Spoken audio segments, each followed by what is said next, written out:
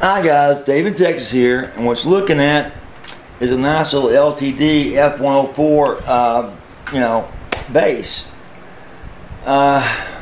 Little problem is it's an active pickup bass, but the problem is that the action on this thing is way too high. I mean, it's like playing a trampoline. If you look at this, guys, so I can get a good shot of the camera. If you can see that, look at that action. It's like, wow, that is really up there. You can see what I'm talking about? So he's complaining about the high action. He just bought this guitar, bought it used, and wants me to set the action properly on it per the specs that it came, that the LTD sets. Get that set up and put some louder gauge strings on here to make it, play a little bit better, and adjust this neck. So first things first, let's check this neck and see what kind of action we got going on up here. Okie dokie. Let's see which size this is real quick. And it's not that size. Let's see, it's this one. Oh, there we go. Okay, what kind of relief do we have on this neck? Sorry guys, I gotta lift it up to see it. And we have just the tiniest bit of relief on this neck. I mean, it's less than, I'm guessing, 20 thousandths. It's just real tight. Check that one more time with some different light angles. Yeah, it's like, well, let me get the feeler gauge out and be sure, so hang in there. Okay, so I got a 20 thousandths feeler gauge. Let's try and see what kind of, well, it's barely going on underneath there, so it's like, it's tight, but it's not too bad. You see this, guys, me doing this? Whoopsie. That's getting tired as it goes up, of course. But, I want you to be able to see this gauge going in there. It does go under with a little force, lifting up a little bit down the middle where it's, the most action for the relief. It's going through pretty readily. This is right here. See that? It's just simple. So it's got relief on it. It's got relief. But I can tell you this: the setup is bad on the saddles, and I think maybe the nut on it's worn out. But let's check it out first. First things first, let's get the strings off, get it cleaned up, get it oiled up, and go from there. So hang in there, guys. Okay, while I was taking the springs off, I noticed that they're not only crusty, they're really rusty. Okay? I mean, very much so. So rather than try to pull these through, I'm just going to cut them off at the end and go from there. Alrighty. Don't want to scratch anything up on the other side going through the bridge. So let's cut those off, get rid of these things, because like I said, they're rusted, they're useless. Now, a lot of times I'll save some of these things if they're not too bad, and I'll use them as tools, okay? Like a grinding tool or cutting tool. Some of these strings are the right width that help me open up holes, push out strings that are caught up in Floyd roses, that kind of thing. But not when they're this dirty and rusty. These are kind of like on the dangerous side when they get this rusty, because you get cut with one of them, pushing on it, something gets sharp or something. Oh wow, it's time for a nice little infection to take place. Well, not actually worn out, they're in good shape, they're just rusted. It's been sitting on there too long. Of course, they won't play worth a damn, they're dull as hell. When they get rusty, guys, it's time really to change them. Get you some new strings. You don't want your fretboards drying out, guys. Okay? That's the last thing we want to have happen. So, we're going to run this thing through today and get it all set up and out the door today for this guy. It's been in my shop a little longer than normal because of all the stuff that was in front of it. I just can't believe that it took so long to get some of these taken care of. Okay, now look at this, guys. New bottle of linseed oil. Yes. I've gone through 2 more bottles of it, so now we're buying it in the big economy size. It's what you want. Grumbacker's Linseed Oil, okay? Get it at Hobby Lobby. It's about, I don't know, 15 bucks, something like that. Not cheap, but it's absolutely the best thing to use to treat your guitar fretboards when they're rosewood or they're ebony, either one.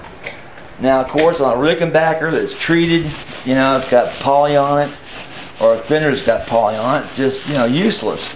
Just, you know, use warm water and keep it clean that way.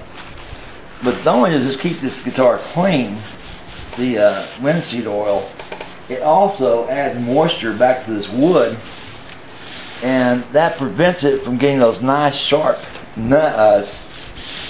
that's what prevents it from getting those nice sharp frets on it. Excuse me.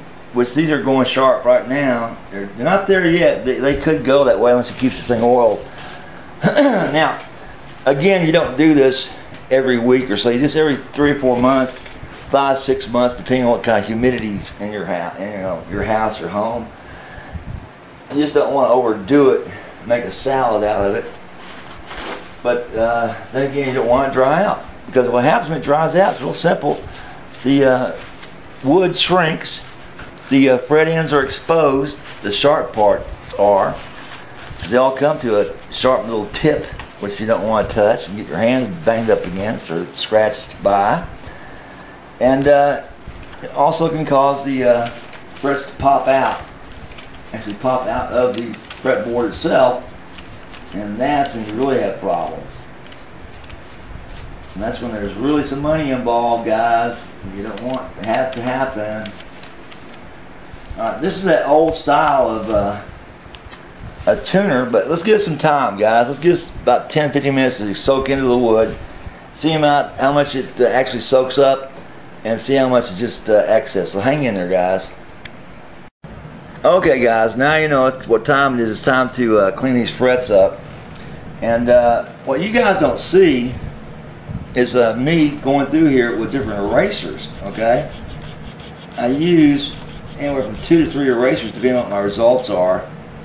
But I don't let you see that because it's boring as can be. I let you see it first, you know, 4 or 5 with 1 eraser, and that's about it. And I'm not going to show that to you today either. But I'll show you what happens when I use a different grit eraser on these. These are really dirty. Okay, so I'm going to go up to 4,000, and I'll erase it, and it's going to polish it. All right, nice polish up, nice. There's a nice little kind of glow to it, a little shine. Once I use it, some more scratchy, more dense eraser at first. All right, it's my finish up eraser. 4,000. Okie dokie. Now, I used to use steel wool on this, but these are much better, I guarantee you. So we're going to cut away, so you don't have to look at all this boring stuff I'm doing with these erasers, and get back to it when it's time to string it up and adjust it. Okay, so that's both the erasers and the final polish up on that. Now it's time to string these up and get the rest of the setup going on this guitar. But first I'm going to clean it up with some spray polish, not wax, but spray polish, and clean that up for a second. Hang in there. Alright, let's back this off some and just go ahead and spray this down and clean it all up from head to toe. Let's spray some on this top here real quick. That's out of the camera view, but we'll get that here in a second. Let's get the body done. And of course, this stuff won't hurt anything. You know, it does do a good job of just doing kind of light polish where it gets all that dirty stuff off the guitar.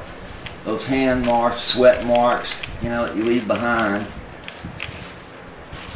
So it makes it kind of look like new again once you finished it and it's going right. And there's something good underneath it, of course. Can't, you know, fix stuff that's messed up underneath. But this should come out really pretty, that crimson red color. Once you get a little buff to it, like that. Clean all this dirt off these pickups. That helps them play better. Okay. And the fun part's always getting these things nice and shiny again. They're like new. And the owner sees them, you know, for the first time. If they're, you know, they bought them, you haven't had a chance to clean it yet. They see it all shined up. Pretty pretty. That job's done. I'll show you a little bit more of it. Okay, isn't that nice? Nice and shiny red, oh boy. Okay, so got the new strings on it. Now we're going to check the relief on this and the action on it. And I'm pretty sure it's going to be way over the specs on this thing. Yeah, we're at, Jesus Christ. We're at 1464, so it should be 6. That's insane. We're at 10 on the... Oh, Jesus Christ. Okay, well, gotta bring the saddles down. Well, for a minute there, I thought I had first. I didn't think I was going to find an Allen that fit these things. Damn. Took a while. Went to my fender little stash. But what I'm doing, I don't have to loosen the strings up because I'm lowering these things tremendously. So they're just way too high. The action is just way too high. So I'm going 3 down on each of these things. Alrighty. There's 3. And then the dirty one. There's 1.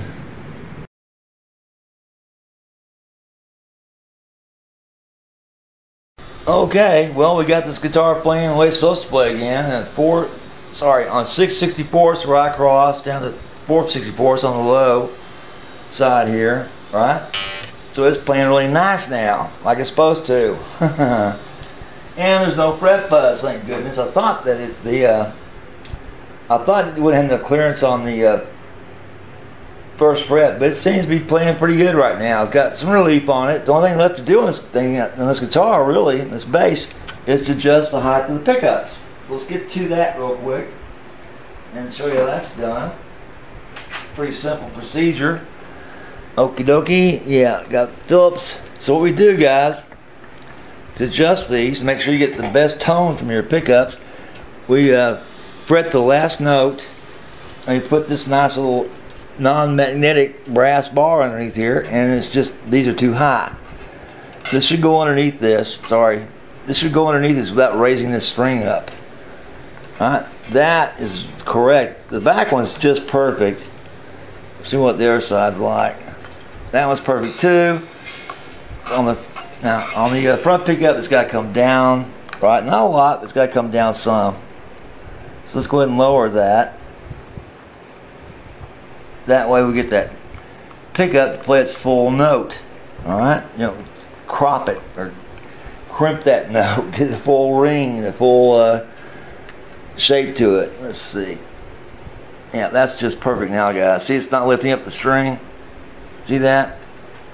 Bingo. Okay, so this guitar I am finished, right? And I tested the intonation. It's fine on it. Doesn't need to be adjusted. It's good as it went. Okay.